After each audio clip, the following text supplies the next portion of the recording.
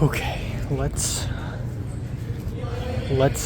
get to Hollywood from USC to watch Inland Empire. Coffee.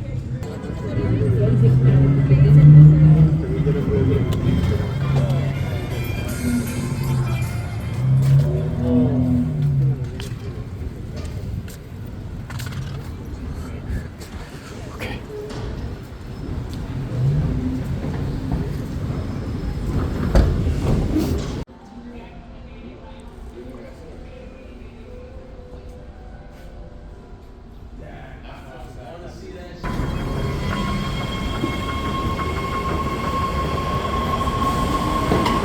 But David said, I will set nothing wicked before my eyes. And what are you doing? Every day you set something wicked before you. And we don't have to go to the movie theaters. We don't have to go to the Pussycat Theater back in the days. We have all that stuff on our phone. Don't you understand that you're being entertained all the way to hell? You don't have time for God. You're being distracted by the grace of God that He's offering you every day. Okay, here it is. Egyptian theater. Here it is, guys. My third time here. First time is the Fall 4K restoration. Next time is the Good, the Bad, and the Ugly. Okay.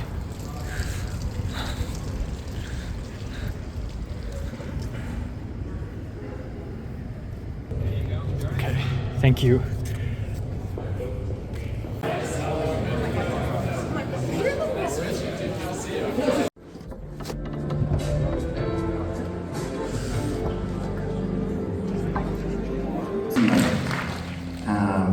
I love the light there. I live there. I think it was after midnight.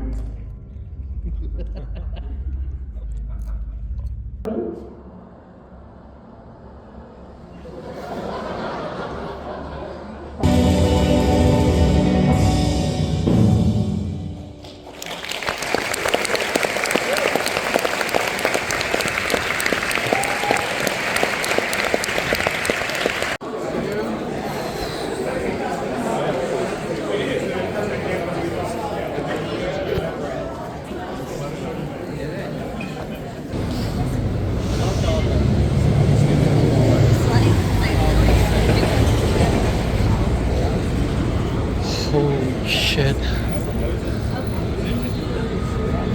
Holy shit. What's this? What's happening? What's happening?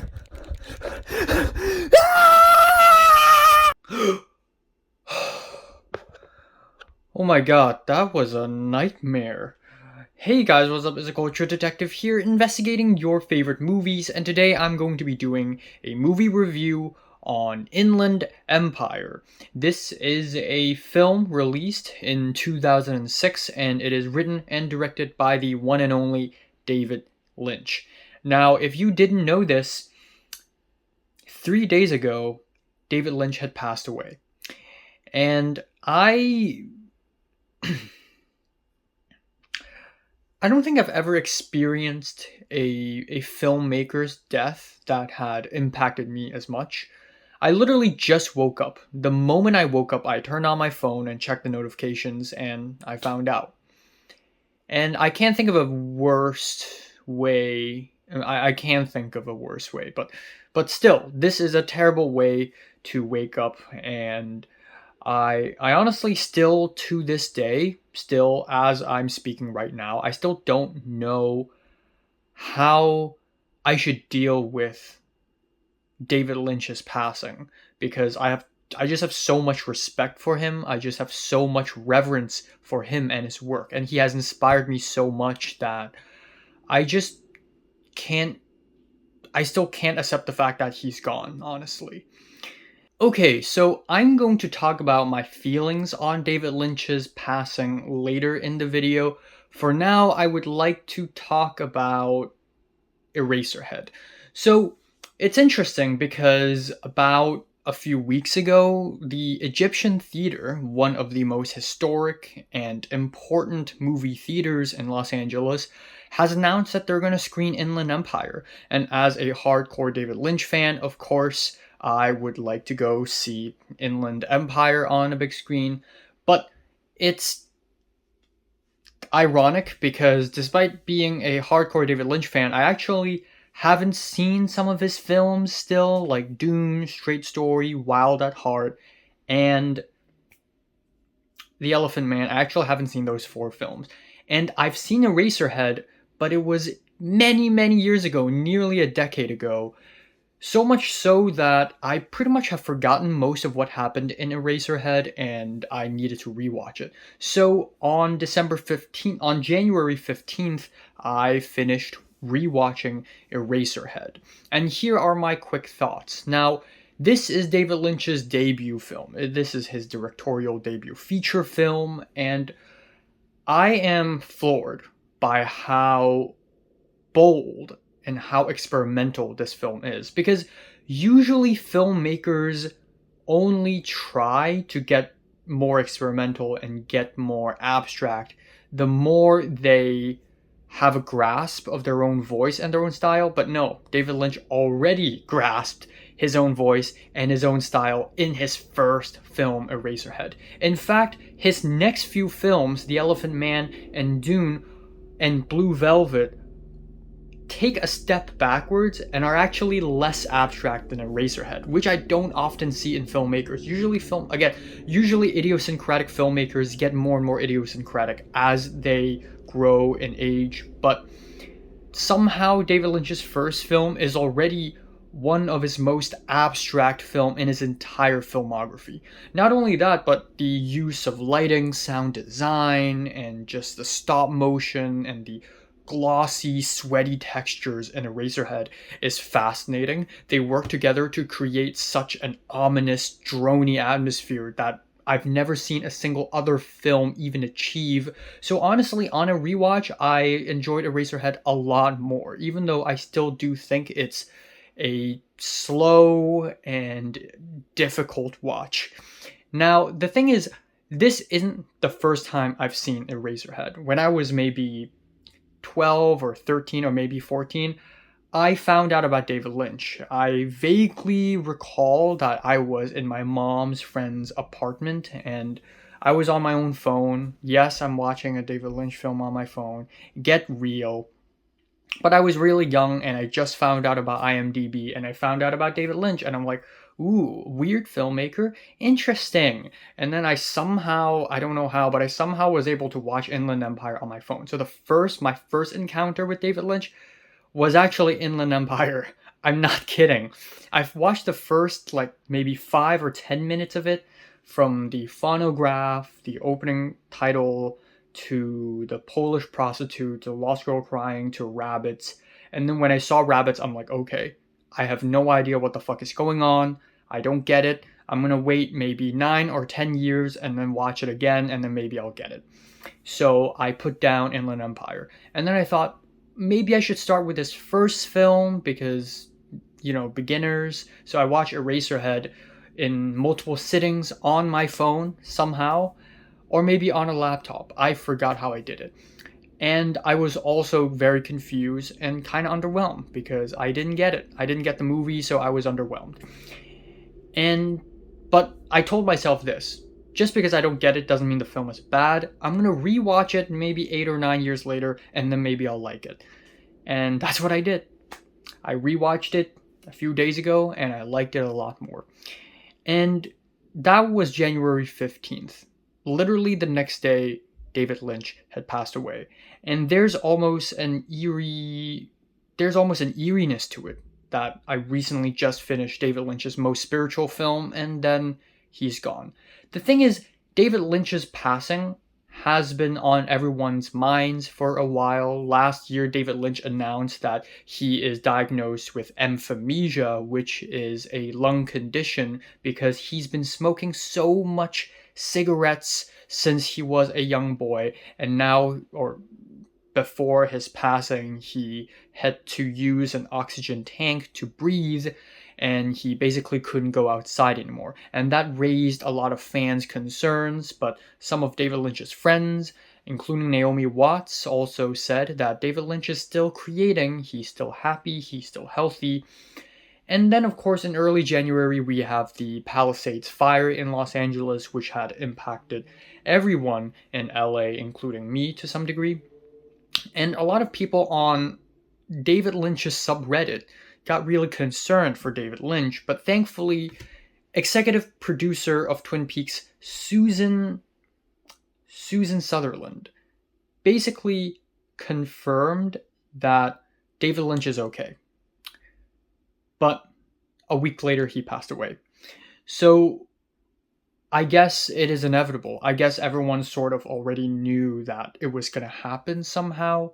And somehow the American Cinematheque also kind of felt that way and decided to screen Inland Empire and Wild at Heart, not knowing that David Lynch is going to pass away before the screening of these two films.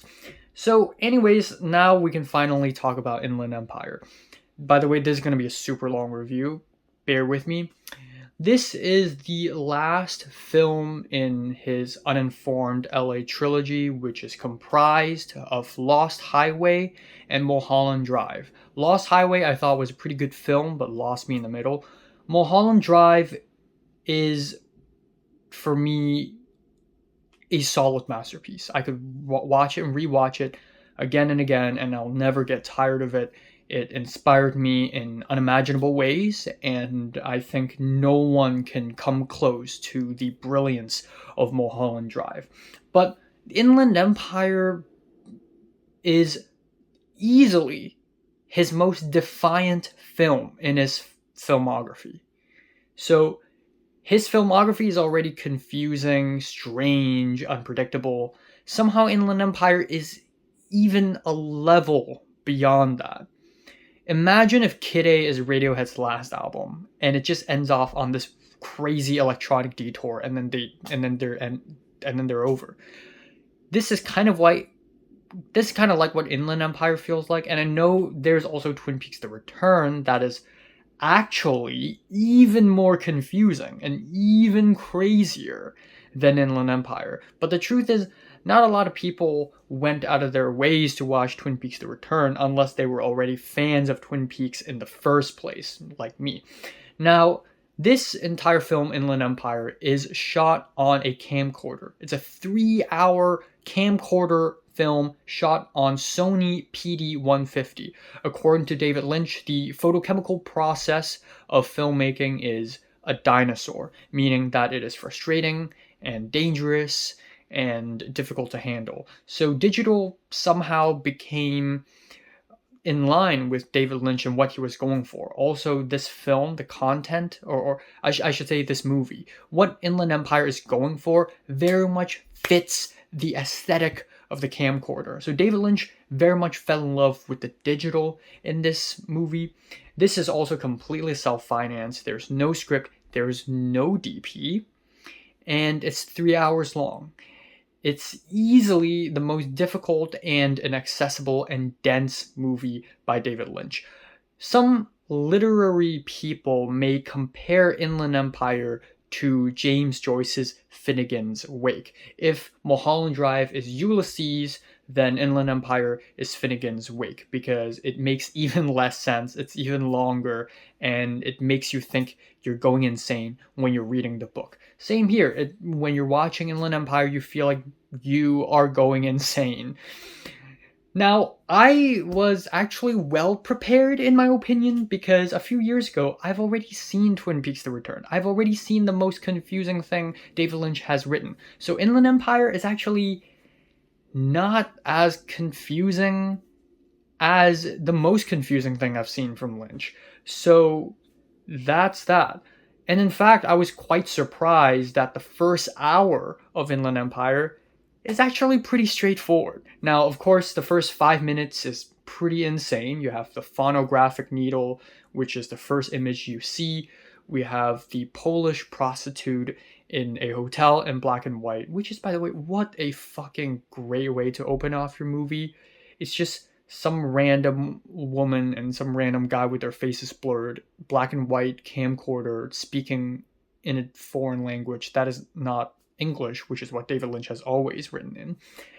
And you're just like, what? Is this a David Lynch film? And then we have the Lost Girl crying, looking at the TV, and then TV it's rabbits. And then now we enter Rabbits, which is actually excerpts from a 2002 short film series made by David Lynch, where we have three rabbits voiced by Naomi Watts, Laura Harring, and another person, Scott something, I'm sorry. And these first 5 minutes are extremely confusing, but so is Persona. And then the next hour is actually really straightforward. I know, it's crazy. So we have Laura Dern. She plays an actress. Her name is Nikki Grace. She got the role. She is playing in a movie called On High in Blue Tomorrows. And so she got the role. She talked with the director. She met her co-star, played by Justin Theroux, and she got interviewed by this sensational talk show host who is a douchebag. And then she begins rehearsing the script with Justin Theroux and the director on a soundstage. They begin filming. The first hour of Inland Empire is actually quite straightforward, not gonna lie. And then the next 2 hours happened, and it's pure fucking nightmare. Pure, relentless insanity. Nothing makes sense. When it switch gears, the moment it switch gears, you're just like, okay, we're in full-blown insane territory now. And that is when the film gets insanely good. All the ominous tones in the first hour, all the unsettling build-up, all the normal conversations suddenly just explode. And if you think David Lynch can't write normal, natural dialogue, the first hour has tons of those, and then the next 2 hours has none of those. Now, okay, it's extremely confusing, I know. So here is how I will simplify it for you. By the way, if you haven't seen Inland Empire, go watch it now before you watch this review, because I'm breaking it down for you. So, essentially 4 different stories are happening at the same time. 4. And it's actually quite simple. So we have Laura Dern's character, Nikki Grace. Nikki Grace's character, Sue Blue, in the movie she's playing called On High in Blue Tomorrows. So we have Nikki Grace and Sue Blue. And then we have the Lost Girl in real life and the Lost Girl in 47, aka Veer Sieben. So On High in Blue Tomorrows is the film that Nikki Grace is starring in, but turns out it's a remake. It's an American remake, because you know America, they like to remake everything. It's a remake of a Polish film called 47 or Via Sieben, which is German. And so we have the story of Via Sieben starring the Polish girl, and then with the Polish girl in real life, who is the Lost Girl.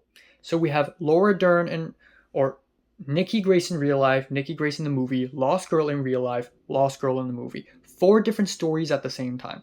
You can't really tell when is happening, but you can tell if it's Nikki Grace in real life or if it's Nikki Grace in the movie by hearing her accent. Because in On High in Blue Tomorrows, Nikki Grace and her character Sue Blue speaks with a southern accent. So every time she comes on screen and she has a southern accent, you know we're in the movie. We're in the movie inside Inland Empire, and we're not in Inland Empire. And then between these 4 stories, we also have rabbits in between the whole thing. It's sort of like the middle point of the 4 dimensions. So between these 4 dimensions, characters come and go, clues and like items and certain objects sort of pass through the dimensions. There's a lot of dimension jumping. There are phone calls between dimensions. And the entire film is just these 4 dimensions interacting with each other through the rabbit room. So that is one way to simplify this film. And also, in general, the film is about the lost girl. She's lost. She's lost in a hotel room, and she's forced to watch TV. And she needs to be saved. She faced abuse. She faced negligence. She faced misogyny, and she needs to be saved. And the ultimate villain of the film is the Phantom, who again shows up in multiple dimensions, but the Phantom is basically the villain, sort of like the Bob of this film, like Bob in Twin Peaks is the villain. Now, there are a lot of random imagery and random like lines and phrases that seem like they make no sense, but when I was watching the film, I was actually surprised by how unrandom it is. And by that I mean a lot of imagery and lines and things sort of recur, and it makes you think that the movie almost actually makes sense.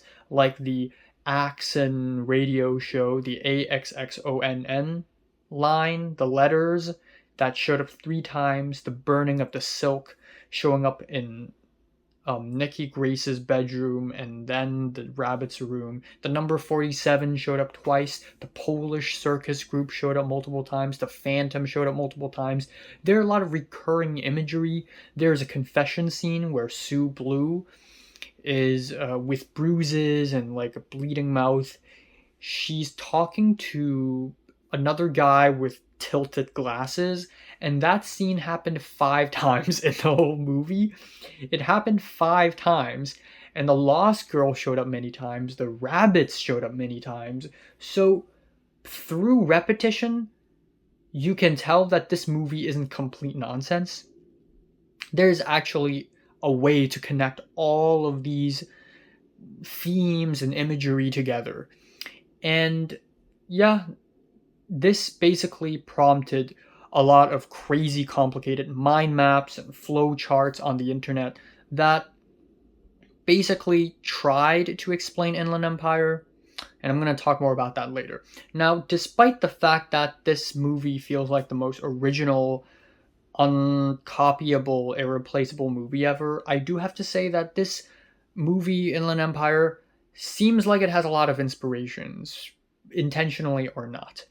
Now, one thing I noticed is that I'd like to think that David Lynch is inspired by J-horror because the overarching theme of celebrity going insane, dealing with fame, kind of reminds me of Perfect Blue, especially all the moments where Laura Dern sees her own doppelganger, but it's actually her character in the movie, which is again Perfect Blue, literally Perfect Blue. The use of the blurred face and the shoddy digital TV quality kind of reminds me of Kurosawa Kiyoshi's Pulse. Also, Pulse is all about the internet and the mysteries of the internet. In 2006, when Inland Empire came out, there is no promotion to this movie. So what David Lynch does is he sat in the middle of the road on Sunset Boulevard or something with a giant sign saying, "For your consideration, Laura Dern," and holding a leash with a cow at the end of it. And he thought that someone's going to show up and film it and post it online, and then it's going to explode online. So David Lynch is already taking advantage of internet virality before internet virality really is a thing. He is so ahead of its time. Kind of like David Bowie, who also predicted the dangers and the insanity that internet is going to create. So again, very forward thinking. Now, moving on, the climax of the film, where Laura Dern fights the Phantom, is no one points this out, but it's literally Rear Window. It's literally the climax of Rear Window, but crazier, darker, scarier, and with a jump scare at the end. And vocally, David Lynch had vocally talked about how much he loved Rear Window, so I wouldn't be surprised if this climax is inspired by Rear Window. Hey, the phonograph in the beginning of the film and the camera craning upwards during Sue Blue's stabbing.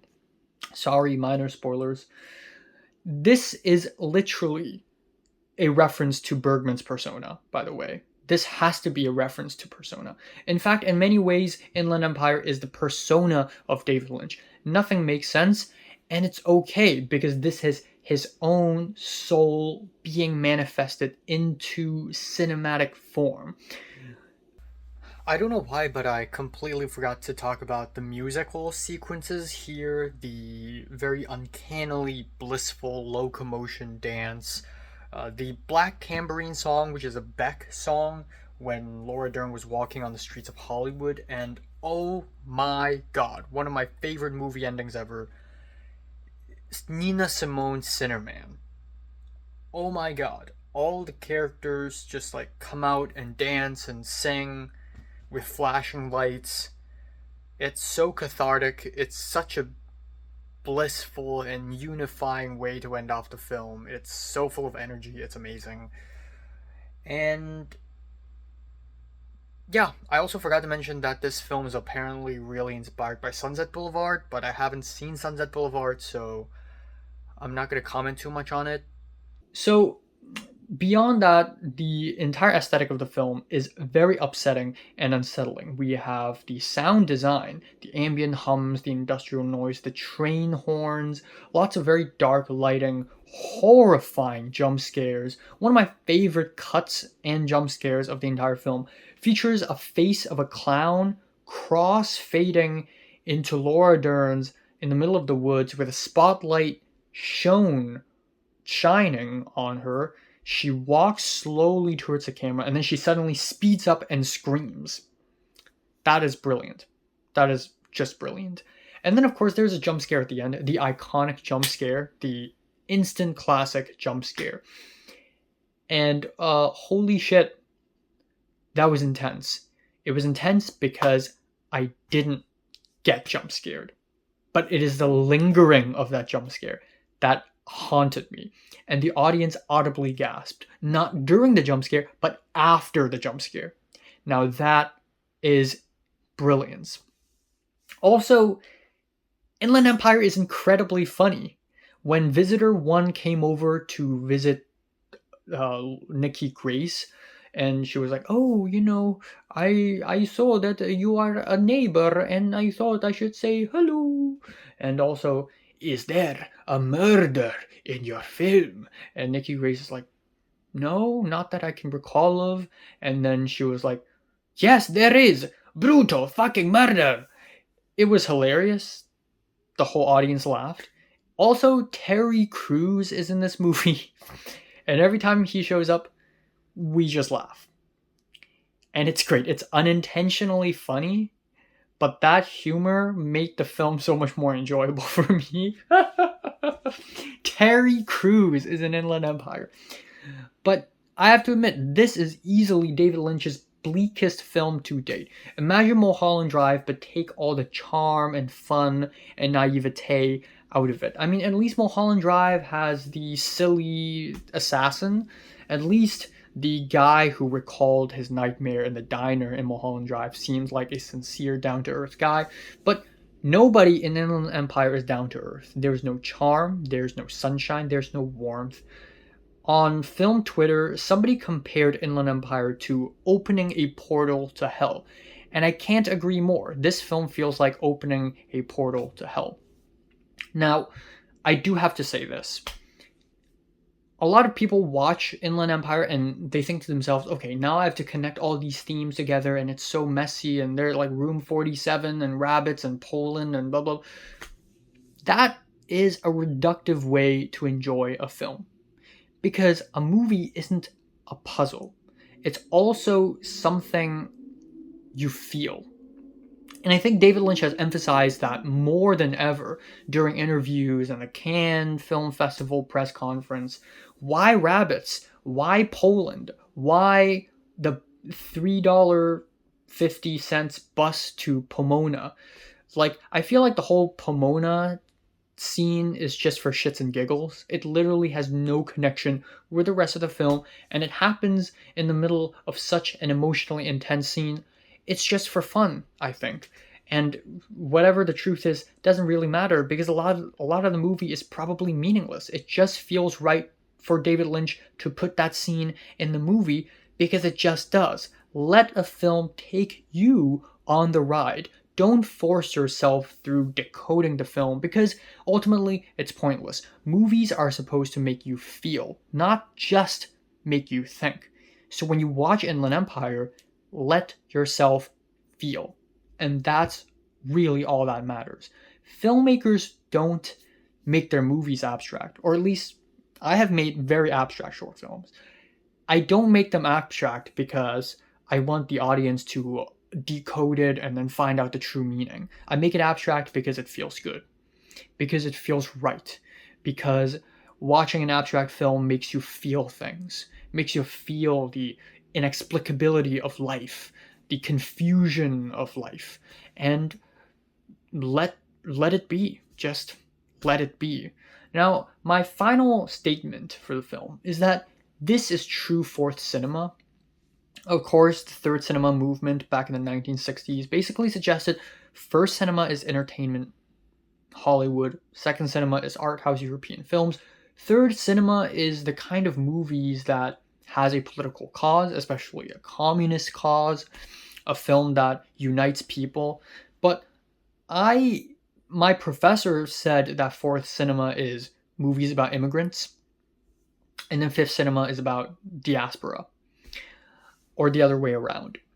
And instead of focusing on demographic and representing people, I would like to say that the next form, the fourth cinema, the higher form of cinema, is letting your own soul as a filmmaker, as an auteur, as an artist, letting your own soul manifest into movie, letting your own soul manifest into image and sound.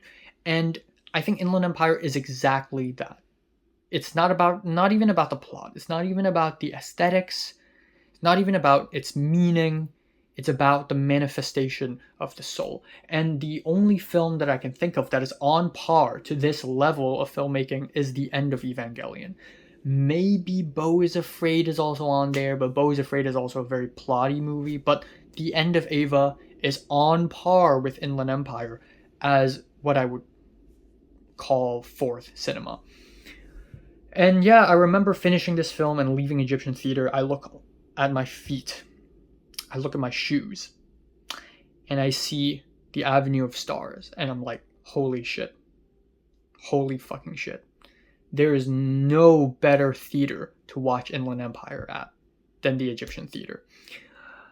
Unfortunately, I watched the Criterion restored version of Inland Empire, so they use AI upscaling, they use AI enhancement, and they color graded the film. But I have the DVD, so I can watch the original cut myself. But yeah, I am giving this movie, Inland Empire, let me give this review a conclusion. Inland Empire is the true manifestation of David Lynch's soul. And I can't think of a more impactful and bold way to end off his filmography, technically. I am giving Inland Empire a 10 out of 10. Okay, before I finish this review though, before I do that, I would like to do something in honor of David Lynch. I'm going to eat 2 cookies and drink a can of Coke in his honor.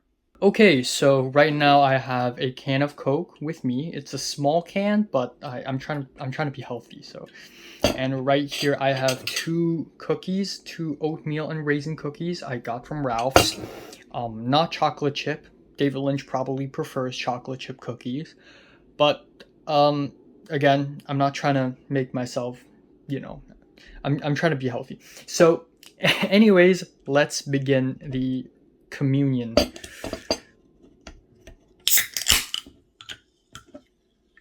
Cheers.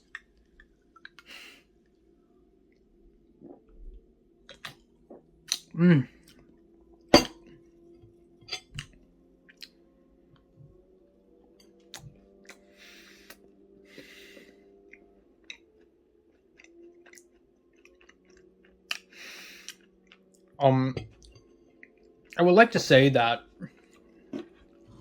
it's unimaginable that in my top 5 favorite directors, now 3 of them are gone instead of 2. My top 5 as of now being Kurosawa, Bergman, Lynch, Wong Kar-wai, and Bong Joon-ho. Um, it's really shocking because honestly, one of my dreams is to see David Lynch in person.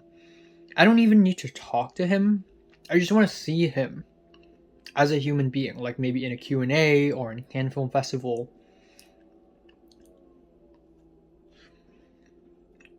Like, I don't know. Maybe his new film gets released. Maybe Snoot World finally gets released, which is one of the unfinished projects of David Lynch. He couldn't finish it because he couldn't get the financing. Yeah, and it's fucking sad. He's David Lynch, and the studios are not giving him money. It's like Francis Ford Coppola. Studios didn't give him money to make Megalopolis. The studios didn't give John Waters money to make his film. All studios want is IP, sequels, reboots. They don't care about originality.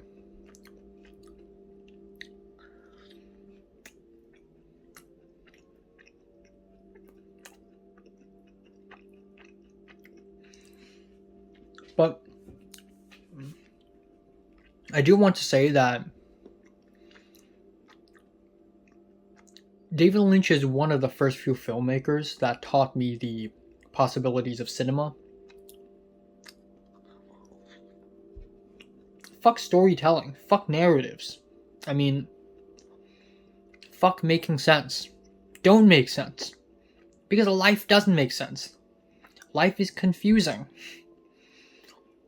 You know, I'm confused. All the time. In real life, in movies, I'm confused. And that's okay. If cinema should reflect real life, and if real life is so confusing, then why can't cinema be confusing? I mean, come on.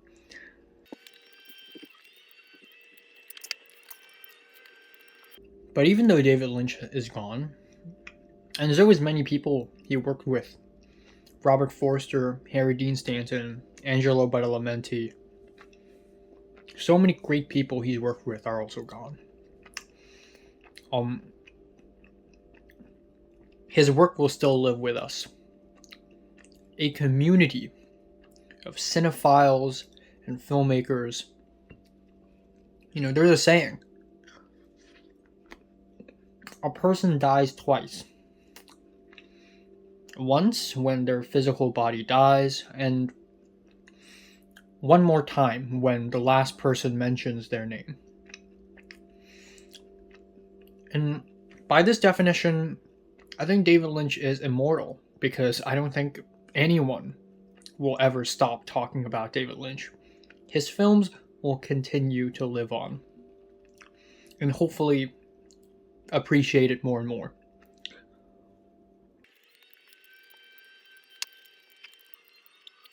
In an interview, David Lynch said that he thinks life is a continuum.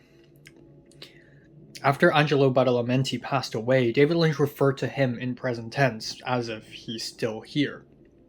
Because after you die, you just drop your physical body and you just go to a different place, maybe a nicer place.